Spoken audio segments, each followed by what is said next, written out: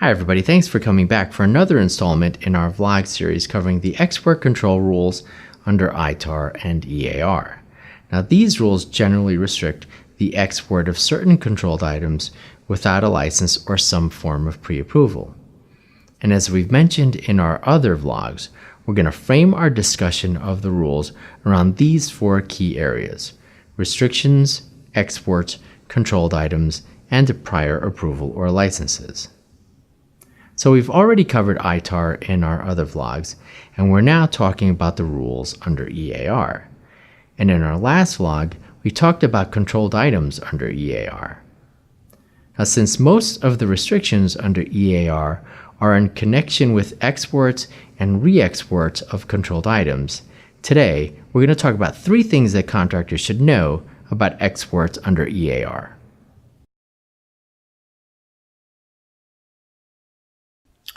So one thing that contractors should know is that exports and re-exports apply to three categories of transfers. The definitions of export and re-export under EAR mirror each other, and both definitions cover three categories of transfers. The first category of transfer includes those that we typically think of when we think about exports. Specifically, this category covers transfers that are actual shipments or transmissions from one country to another. These include both taking an item and also sending an item in any manner, including electronically and physically. So with regard to this first category, the definition of export talks about shipment or transmissions out of the United States in any manner, while the definition of re-export talks about shipments or transmissions from one foreign country to another foreign country in any manner. The second category of transfers includes releasing or otherwise transferring technology or source code, but not object code. So first of all, technology is defined by EAR to mean information that is necessary for the development, production, use, operation, installation, maintenance, repair, overhaul, or refurbishing of an item. And technology includes information in any tangible or intangible form, including oral or written communications, blueprints, designs, plans, diagrams, models, or formula. So for the second category of transfers of technology and source code, the term export refers to releases or transfers inside the U.S. of technology and source code to a foreign person in the U.S. And this is called a deemed export. The term re-export covers releases or transfers of technology and source code outside the U.S. to a foreign person of a country other than the foreign country where the release is taking place. And this is called a deemed re-export. So if this category of export covers transfers of technology within the U.S. to a foreign person, what about transferring technology outside the U.S.? Well, that's already covered in the first category of exports and re-exports, which includes shipments or transmissions to locations outside the U.S.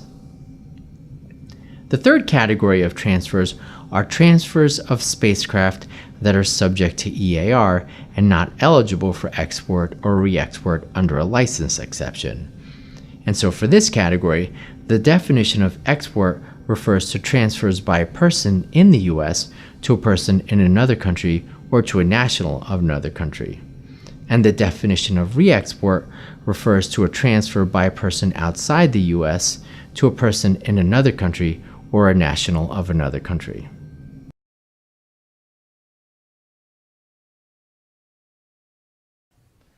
The second thing that contractors should know is that releases can occur by oral disclosure and visual inspection. So we said the second category of exports and re-exports covers releases of technology and source code.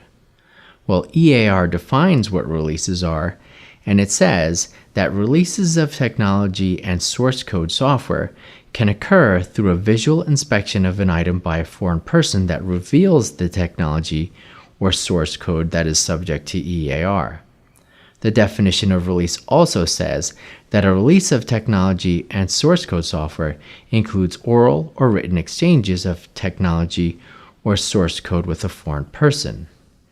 EAR also says that releasing technology or software by providing access to it, and an example could be making it available for download.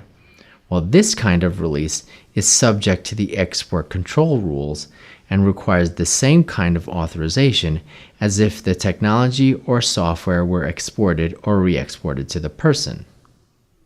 So one other thing to keep in mind is that when you consider the definition of release, which includes visual, oral, and written disclosures, and consider that along with the second category of exports and re-exports, which covers transfers to a foreign person that take place within a country.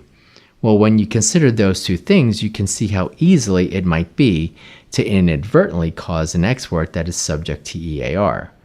For example, simply talking to a foreign person in the US about technology or a certain source code, or showing a foreign person in the US the technology or source code, maybe through a demo or presentation, well, those could be exports under EAR. The third thing that contractors should know is that the export rules cover encryption source code software and encryption object code software. So we said the definitions of export and re-export cover releases of source code software but not object code. Well, what about object code? First, let's get some technical definitions out of the way. Under EAR, source code is defined as a convenient expression of a process that can be turned by a programming system into an equipment executable form, while object code is defined as an equipment executable form of a convenient expression of a process that was compiled by a programming system.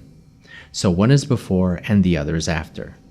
Now, getting back to exports, apart from the general definitions under EAR of export and re-export that we just talked about, there's a more specific provision under EAR that covers exports of certain kinds of object code, specifically encryption object code software.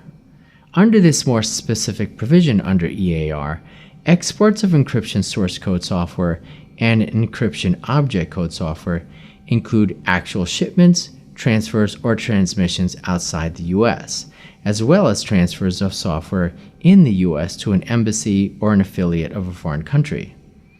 This provision also says that exports include simply making the encryption object code and encryption source code available for transfer outside the US without taking precautions to prevent unauthorized transfers.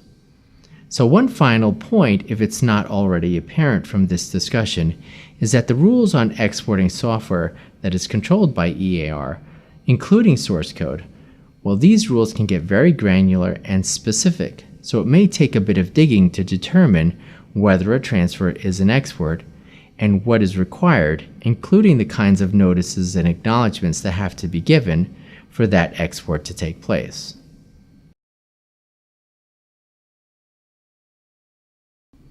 So to sum up, the three things that contractors should know about exports under EAR are: 1. Exports and re-exports apply to three categories of transfers. 2. Releases can occur by oral disclosure and visual inspection. And 3. The export rules cover encryption source code software and encryption object code software. Well, that's all for today's vlog. We hope you come back for our next installment in our export control series, and thanks again for joining us for this episode of the GovCon Video Blog.